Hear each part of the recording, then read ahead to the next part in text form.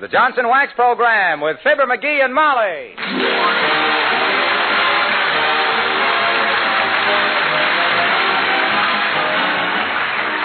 The makers of Johnson's Wax products for home and industry present Fibber McGee and Molly with Bill Thompson, Gail Gordon, Arthur Q. Bryan, B. Benaderet, and me, Harlow Wilcox. The script is by Don Quinn and Phil Leslie. The music by the King's Men and Billy Mills Orchestra.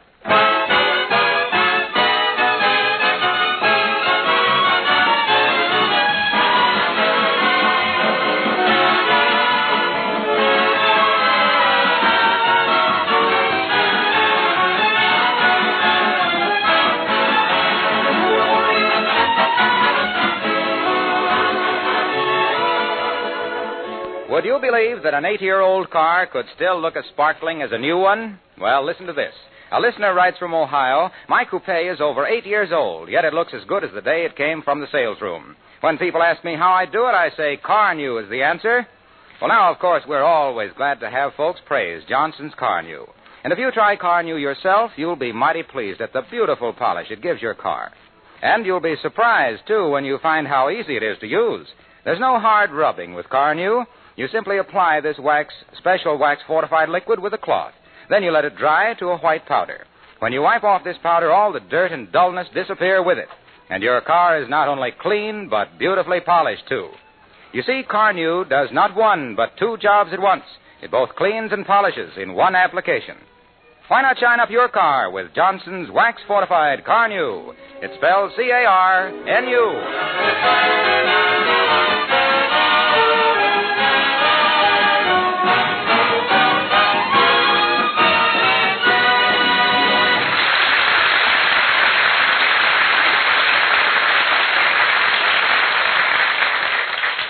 The residents of 79 Wistful Vista are going to see the aviation show at the airport this afternoon.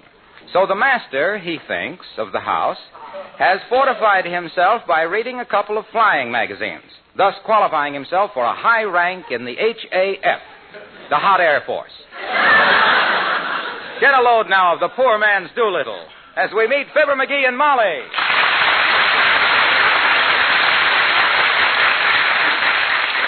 Then when you release the brakes, check the oil pressure, and set the altimeter, you taxi to the end of the runway. Now, wait a minute. Huh? It's taken you 45 minutes to test the controls, fill up with gas and oil, and study the map. Have you kept that taxi waiting all this time? My dear girl, I see you're rather unfamiliar with pilot talk. Taxiing means to run the plane along the ground. That's for me, then. The firmer we stay on terra, the better I like it. You know I get airsick wearing a new pair of high heels or walking over a thick rug. Well, you better get over that, Tootsie. This is the age of flight. My gosh, one of these days we might own our own little helicopter. Who knows? I do, and we won't. And it isn't helicopter. It's collie-heapter. Okay. Anyway, if we do get our own polycopter, my fishing trips will be cut... No, not polycopter, dearie. It's helipopter. Oh. What did I say, pellyhookter? I meant hulipopter. Anyway, now we're at the end of the runway, ready to take off. Ready to take off what? Oh, just take off. That means get the plane into the air. You know what airborne means. Certainly, that's when the stork brings you. No. That means... And look, Pet, aside from becoming a flash expert on flying from reading 2 magazines, did you ever actually fly? Why, certainly, back in Peoria. I had several hours with an old Jenny. Now, just a minute, McGee. Maybe we weren't married then, and maybe it's none of my business, but it seems to me that there would be enough male instructors around. Hey. A Jenny was just an old pre-war crate. I don't care how old she was, the hussy. And I still have the feeling that the Wright brothers were wrong. But proceed with the lecture, Wing Commander. Roger. Where were we? Oh, yeah. We're at the end of the runway, ready for the takeoff. I slam the throttle in. She picks up speed. Grounded by a doorbell. Come in. Hello, folks.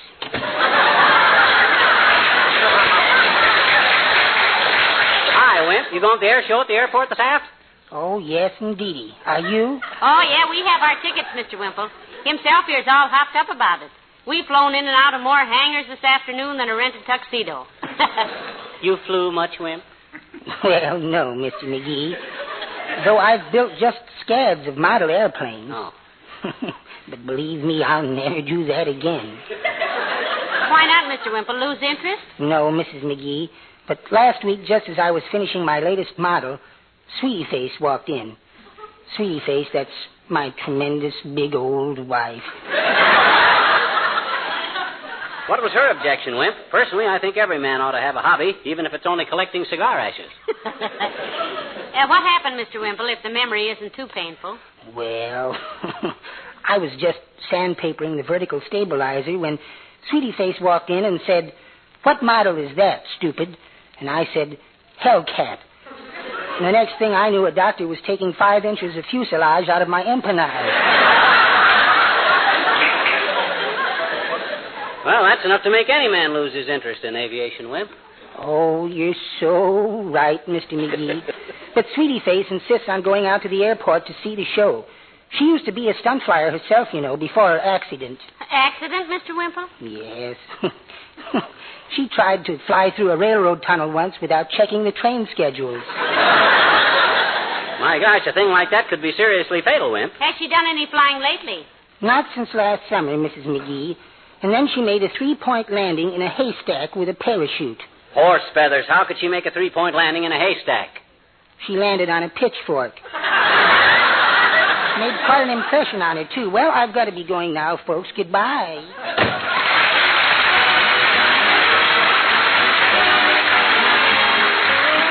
Billy Mills and the orchestra, the King's Men, and they say it's wonderful.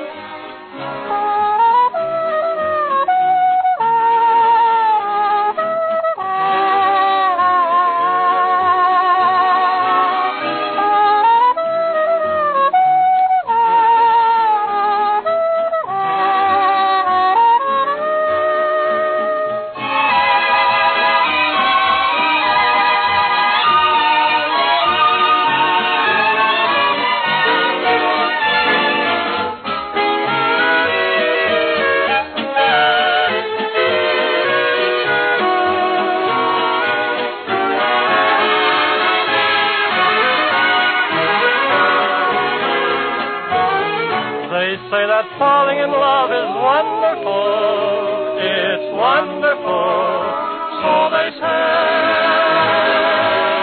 And with the moon up above, it's wonderful, so they tell me. I can't recall who said it, I know I never read it, I only know they tell me that love is grand. The thing that's known as romance is wonderful, wonderful, in every way, so they say.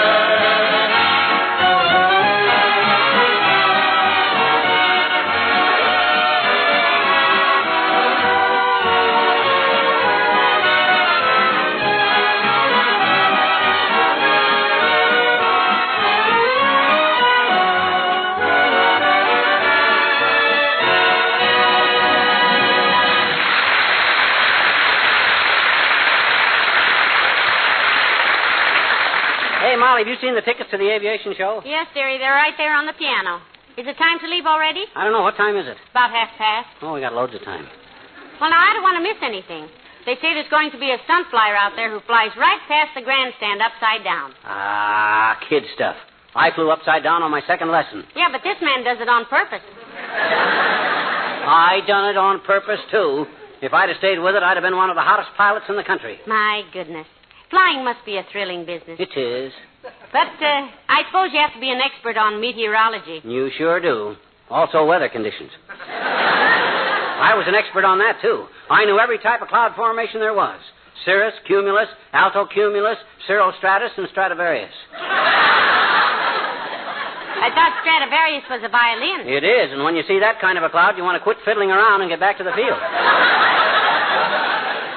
I mind one time. I wonder who that could be. Oh, it's Mrs. Carstairs. Control tower to Flying Fortress. Come in, Fortress. How do you do, Mrs. McGee? Come in who, Mr. McGee? You just practicing a few aviation expressions, Millicent. We're going to the show at the airport this afternoon. It'll be old stuff to me, of course, Carsty, though Molly might be amused by it. I used to fly a bit, you know. Indeed. What type of flying did you do, Mr. McGee? Military? Oh, no, just barnstorming, Carsty, acrobatics and stuff. I'll never forget the time I was flying over Lake Michigan and had to hit the silk. Good heavens. You mean you had to use your parachute? No, I was flying in my bathrobe and dropped a lighted cigar in my lap. I had to slap the bejunior out of myself to put out the sparks. McGee, tell Millicent that little adventure you had when you were doing the skywriting. I don't remember anything like that. Well, heavenly days, think up something. You're slipping. Okay. Well, Sir Carsty, there I was. I'll never forget the time I was doing some skywriting over the city of Cincinnati. My first and last skywriting job for Champwell's Choo-Choo Chewing Gum. What happened, Mr. McGee? Or do you need more time? No, I got it. Well, sir, I wrote Champwell's Choo-Choo Chewing Gum all over the Ohio sky that day, not knowing that my rudder was loose and the letters come out all crooked. That's why Champwell refused to pay me off. I don't get it. Well, I was supposed to be advertising Champwell's gum, and it come out all wriggly.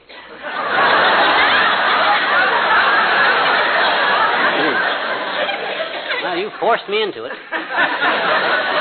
Do you like to fly, Millicent? Oh, yes, I do, my dear. In fact, I was once a hostess on an airliner. That entitled you to free passes, didn't it, Carsty? It seemed to, from the passengers. I had often heard of flying tigers, but wolves at that altitude were new to me. Are you thinking of buying an airplane, Mr. McGee? Well, he's been talking about that for a long time, Millicent. If he does, I hope he gets a collyheapter. You mean a hollyproctor. Are you sure it isn't Keelahopter? No, I'm sure it's hollowcreepter. Well, we leave it to Millicent. How do you pronounce it, Millicent? Autogyro. Well, I'll be seeing you at the airport. Good day.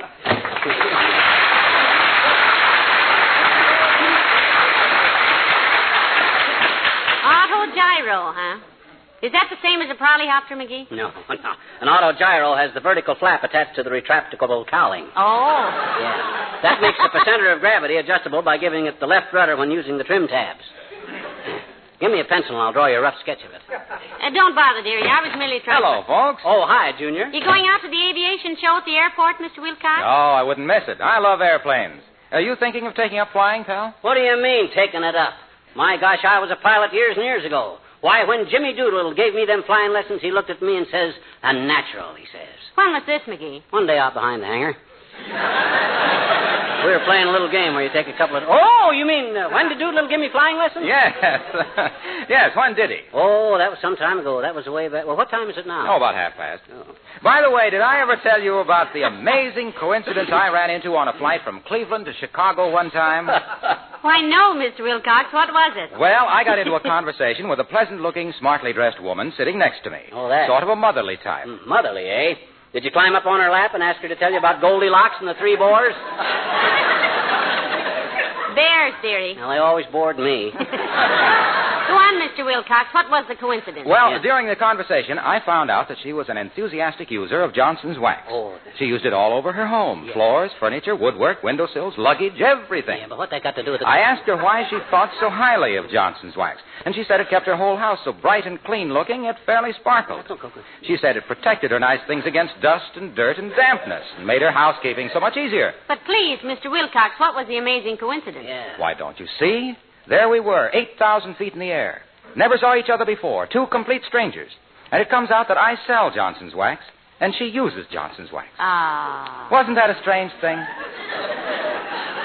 I wrote to Ripley about it, but he never answered. Probably bowled him over so hard he couldn't lift a pen. Well, we'll be seeing you out at the airport. I'll be there, pal. Incidentally, my wife soloed last week. Really, Mr. Wilcox? By herself? No, with the church choir. So long, Al.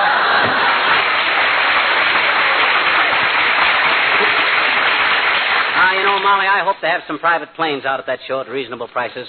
I'd like to have a little job of my own. I've been suggesting that for years. Oh, you mean an airplane, I see. What kind do you want, dear? Oh, a fairly hot job. Cruise at 250. One with reversible propeller so I could back up if I overshot the landing field. 4-seated model, 2-way radio, and radar. Something around $900 delivered. I mind one time... Come in. Oh, hello there, Dr. Gamble. Do come in. Thanks, Molly. Hello, Bucklewart. Hi, a fever chart. Going out to the air show this afternoon? I might, though I'm a little tired of flying. With all the medical conventions I've flown to this year, I've taken off on more runways than Gypsy Rose Lee. And with much less applause. Himself here used to do a little flying himself, Doctor. A likely story. Why, he wouldn't get into an elevator without a complete weather report. Oh, yeah? Yeah. I was one of the first pilots in this country, Thermometer Puss. And before they had all those sissy instruments, too. I learned to fly by the seat of my pants, and that was a big thing in them days. In your case, it's a big thing now. Now, just a darn minute, Pill Pusher. If you knew as much about medicine as I know about aviation, you'd be in jail for malpractice right now. Wait a minute, is that what I meant? Now, look, boys, and I do mean boys, because you both act like you were playing hooky from the 3rd grade. Why don't you two stop insulting each other and act like grown-up men? My dear, you're quite right. My apologies, McGee. If you say so, you are the greatest airplane pilot who ever lived. You could set a constellation down on a badminton court and do 8,000 consecutive outside loops in a concrete glider. Thank you, Doctor. I have a high opinion of you also. I think you're probably the finest physician who ever shook down a thermometer instead of a rich patient. Thank you, my boy. I hope I'll have the great privilege of seeing you fly sometime. Thank you, Doctor. I hope that sometime I may honor you by letting you x-ray me with my clothes on. I know you wouldn't take unfair advantage by diagnosing my wallet. Thank you. I sincerely trust that you... Oh, for goodness sake, stop it. This is worse than the other way. Go ahead and call each other names. Okay. Look, Melon Belly. You say you were going to be out at the air show? Why, sure, ground loop. And if you're going to prowl around those airplanes, let me give you a little advice. What's that, Doctor? Don't walk into any whirling propellers. They'll give you a splitting headache. See you later.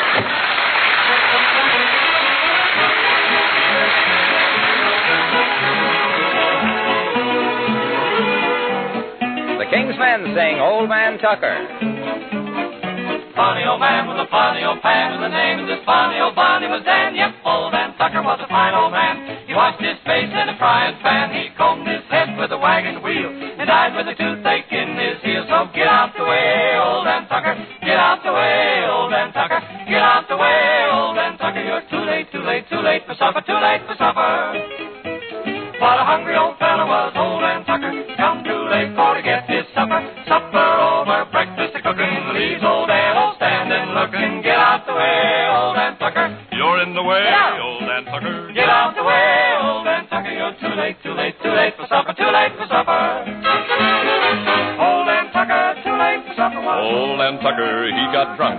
He fell in the fire and kicked out a chunk. A red-hot coal got in his shoe. And oh my golly, how the ashes blew. So get on the way, old man Tucker. Get on the way, old man Tucker. Oh, get on the way, old man Tucker. You're too late to get your supper, old shortening bread. Possum in the pan, should be plenty for a hungry old man. But Dan was starving for to eat. Cow and pone with chicken meat. He went down and stole some pullets. Come running home with his pants full of bullets. Poor old Dan. You said, Poor old Dan. I said, old Dan Tucker is a growing gray. The time is a coming for the judgment day. When he gets to the pearly gate, I hope to goodness he won't be late. Oh, get on the way, old Dan Tucker. Get on the way, old Dan Tucker. Get on the way, old Dan Tucker. Get on the way, get on the way, get on the way, get out of his way. He won't be late for supper on that judgment day.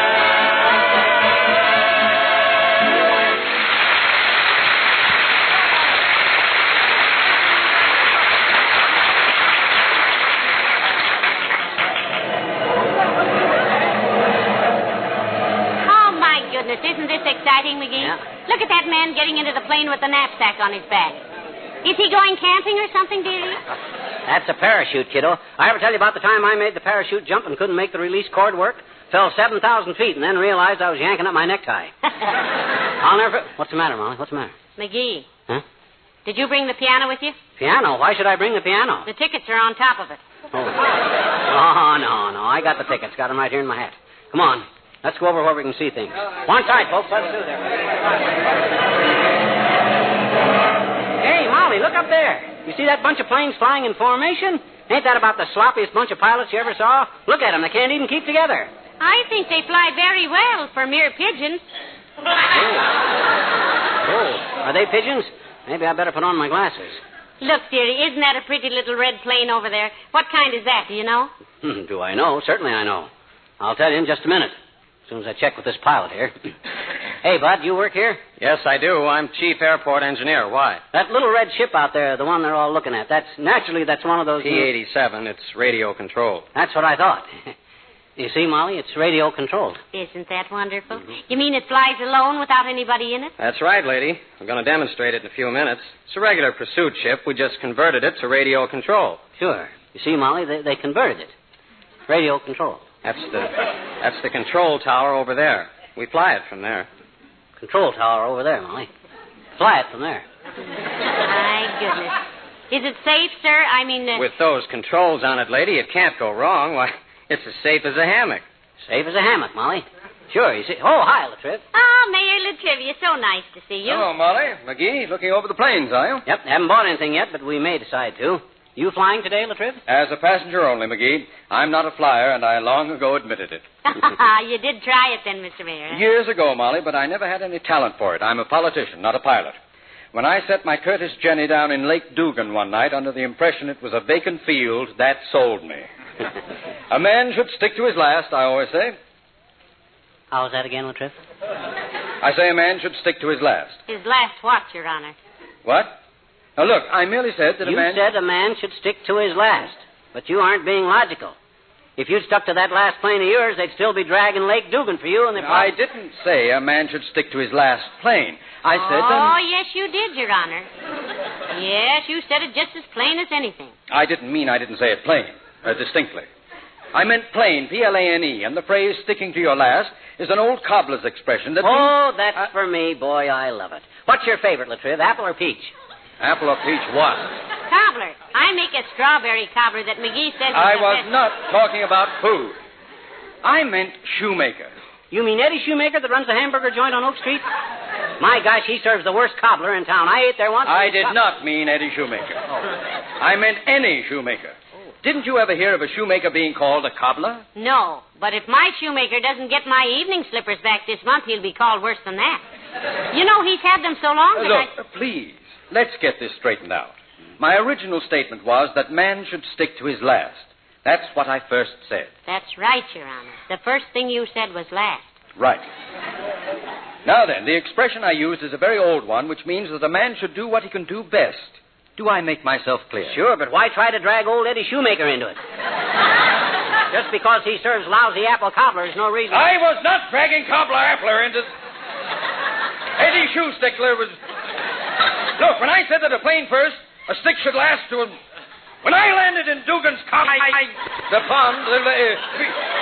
You said it was... I was the one who... And it wasn't...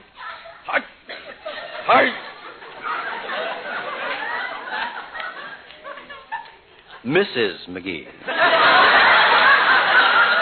Oh, yes, Mr. Mayor. I'm sorry I haven't the pleasure of repairing your evening slippers.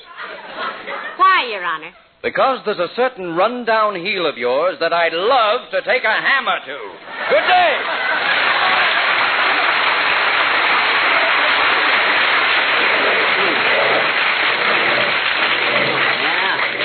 Run-down heel, am I? I'll show that baby kisser, that two-bit politician, which of us is smartest, and I won't land in Dugan's Lake, too, either. McGee, what are you going to do? Come back here. I'll show him if I can fly or not right now. I'm going to fly that little red plane. What do I care if it is radio-controlled? Don't go away, Bonnie. Don't go away. I'll be right back. McGee, now don't get into that plane. Heavenly days, you might... McGee! Who's that guy that just got into that plane? He can't do that. That's a government plane.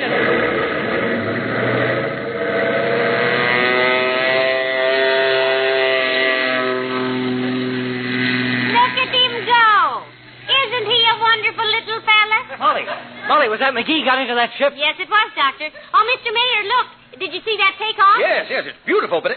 Wait a minute. Is he alone in there? Well, naturally, Mr. Mayor. I think it does a man good to get away from his wife now and then. What? Why, he'll kill himself. That addle-headed... Now, please, Doctor. McGee told you he knew all about flying, didn't he? After all, Look at him climb. He's peeling off and heading back now. Look at that chandelle.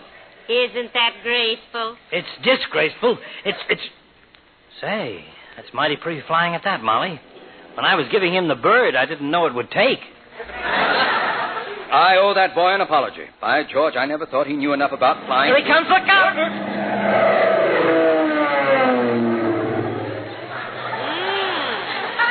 He was a little low, wasn't he? Yes. Pick up my hat, will you, Doctor? I'm afraid to take my eyes off him. Pick it up yourself. I'm afraid to look away, too. He's circling again. My goodness, isn't that lovely flying? Here he comes for a landing. Looks pretty good. Watch him now, watch him.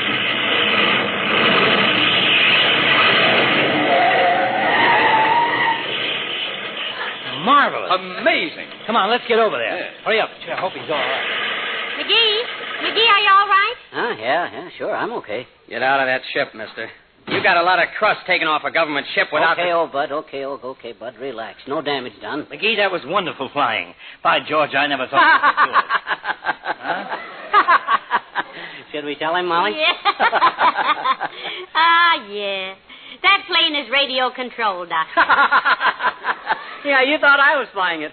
All the time it was being controlled from the tower over there. Now, look here, mister. You'll have to come over to the office with me and do some... And I want to talk to your officials, too, Buster. That was a very sloppy landing you guys made with this ship. You better check those controls and get... Sloppy landing we made? Why, those radio controls aren't even connected yet. That was your landing, mister. Oh, well, and that's it. What? You mean I was flying it all the time? Yes, and that's a very serious... Pardon me, madam. I think your father has fainted.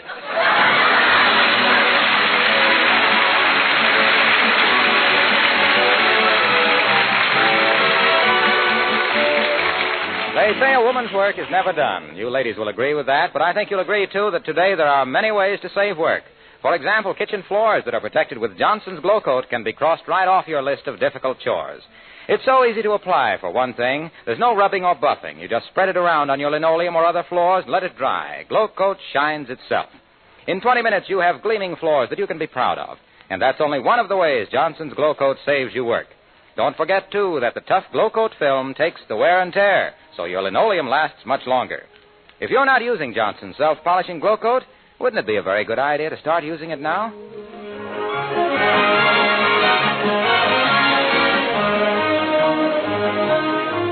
McGee, I'm still shaking like a leaf when I think of you up there in that plane, all alone, flying at yourself. Oh.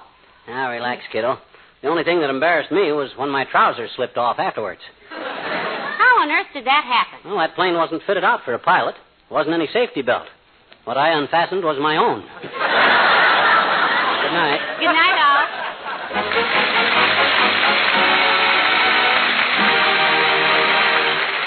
This is Harlow Wilcox speaking for the makers of Johnson's Wax Products for Home and Industry, inviting you to be with us again next Tuesday night. Good night. It's